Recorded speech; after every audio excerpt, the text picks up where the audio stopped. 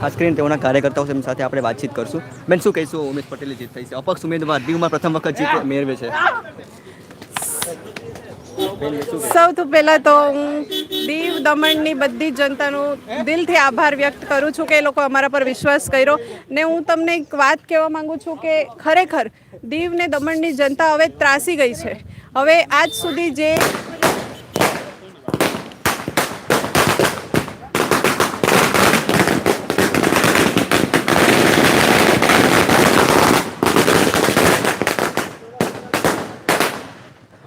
જી, આપ જોઈ રહ્યા છો કે અહીંયા ફટાકડા ફોડી અને તેઓ અત્યારે ઉત્સવ છે તે મનાવી રહ્યા છે, જીતનો ઉત્સવ મનાવી રહ્યા છે. બેન, શું કહેશો? વધુમાં શું કહેશો?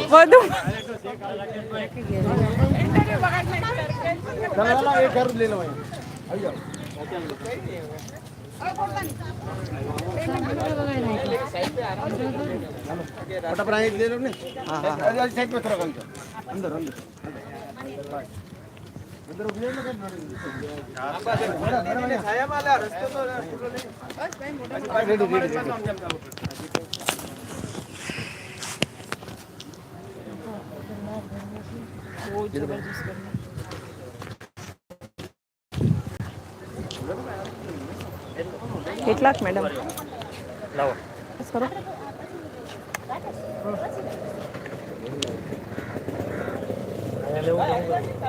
हेलो स्टार्ट कर दियो आप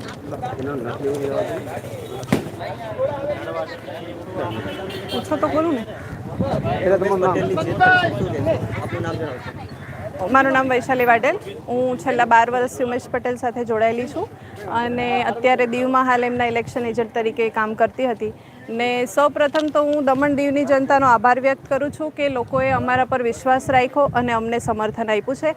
અને સૌથી મોટી વાત એક તમને કહેવા માગું છું કે દમણ દીવની જે જનતા છે એ ખરેખર ખૂબ જ ત્રાસી ગઈ છે.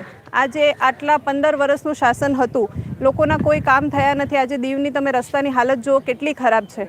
એટલે આમ જોવા જાય તો લોકોને ખરેખર સુધારની જરૂર હતી અને લોકોને નવા શાસનની પણ જરૂર હતી. બીજું તો એ છે કે ઉમેશ પટેલ છેલ્લા 30 વર્ષથી જ્યાંથી હું જાણું છું એમને, છેલ્લા 30 વર્ષથી નિસ્વાર્થ ભાવે લોકોની સેવા કરે છે, લોકોનું કામ કરે છે અને કોઈ લાલચ અને કોઈ સ્વાર્થ વગર એ લોકોની મદદ કરે છે, લોકોનું કામ કરે છે. આમ જોવા જાય તો કેમ્પેનિંગ વખતે તકલીફ તો એકચ્યુઅલી અમે પ્રશાસનના લીધે જ ઇલેક્શનમાં ઉતરીએ છીએ. તમને ખબર હોય તો છેલ્લા 30 વર્ષથી ઉમેશ પટેલ રાજનીતિમાં ઇન્વોલ્વ છે અને છેલ્લા 30 વર્ષથી લોકોનું કામ પણ કરે છે, સમાજ સેવા કરે છે, બધું જ કરે છે. પણ આજ સુધી નહીં તો કોઈ મ્યુનિસિપાલિટી ઇલેક્શન લડ્યા, નહીં કોઈ પંચાયત ઇલેક્શન કે નહીં કોઈ એમના ઓળખાણવાળા કોઈ રિલેટિવ કોઈ ઇલેક્શનમાં ઉતર્યા છે. પણ હવે જ્યારે આ નવા પ્રશાસન આવ્યા છે પ્રફુલભાઈ પટેલ, ત્યારથી લોકોને એટલી બધી તકલીફ થાય છે, લોકોના રોજગાર છીનવી લેવાય, લોકોના કામ ધંધા, કોઈના માટે બોલવા જાય તો એને જેલમાં નાખી દે, કોઈના માટે બોલે તો એના મોટા કેસ ફરજી કેસો કરી દે છે. એટલે હવે આ જે પ્રશાસન છે એના સામે લડવા માટે પણ આપણે સત્તાની ખૂબ જ જરૂર છે. એના માટે જ ઉમેશ પટેલ MP ઇલેક્શન 2019માં લડ્યા હતા. હવે પ્રજાની ઈચ્છા હતી કે ત્યારે પ્રજાએ સપોર્ટ કર્યો હશે કે નહીં કર્યો હોય ને કોઈ કારણોવશ તે હારી ગયા.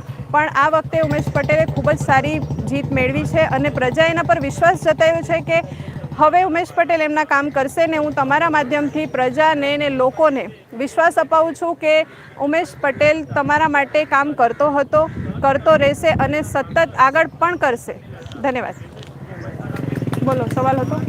બોલો. દરેક રાઉન્ડમાં દીવમાં ઉમેશ પટેલની લીડ એના માટે લીડ તો હવે ભાઈ એવું છે કે પબ્લિકને ઉમેશ પટેલને નેતા બનાવવો જ હતો, પબ્લિકને સત્તા ઉમેશ પટેલના હાથમાં આપવી જ હતી, એટલે લીડ આવી જશે. આટલા જલ્દી થાકી જશો તો કેમ ચાલશે બેન? અરે હું 1:45 વાગે રાતના સૂતીને 4:30 વાગે ઉઠી ગઈ. અમારા કેન્ડિડેટ સાથે બતાવીશું.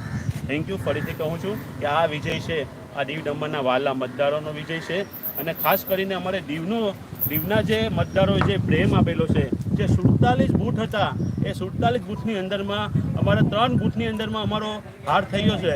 બાકીના 44 બૂથની અંદરમાં અમારે 100-200ની લીડ પ્રાપ્ત કરેલી છે. એક બાજુ તમે જોઈ શકો છો, એક બાજુ છે એ પંચાયતોનું શાસન છે, BMC છે,